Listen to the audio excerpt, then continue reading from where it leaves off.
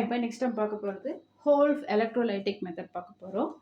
இதில் நம்ம succinic acid எடுத்துக்கிறோம். சக்சினிக் ஆசிட்னா CH2COH, இதில் இன்னொரு CH2COH சேர்ந்தா இதுக்கு பேர் சக்சினிக் ஆசிட். இதோட பொட்டாசியத்தை நம்ம ஆட் பண்ணும் பொழுது ஹைட்ரஜன் ரீப்ளேஸ் ஆகிட்டு அதுக்கு பதிலாக 2 பொட்டாசியம் வந்து இங்கே ஆட் ஆகிடும். ஓகேவா? ஆட் ஆகி கிடைக்கிறது தான் நம்ம என்ன சொல்கிறோம், பொட்டாசியம் சக்சினேட். ஓகேவா? பொட்டாசியம், இதுக்கு பேர் என்ன, பொட்டாசியம் சக்சினேட். இந்த பொட்டாசியம் சக்சினேட்டை நம்ம எலக்ட்ரோலைசிஸ் பண்ணுறோம். ஸோ அப்போ என்ன ஆகுதுன்னா 2 பொட்டாசியமும் ரீப்ளேஸ் ஆகிடும், K+ ஆகிடும். இங்கே CO மைனஸாக உங்களுக்கு, அதாவது CH2CO மைனஸ் CH2CO- கிடைக்கும். ஓகேவா?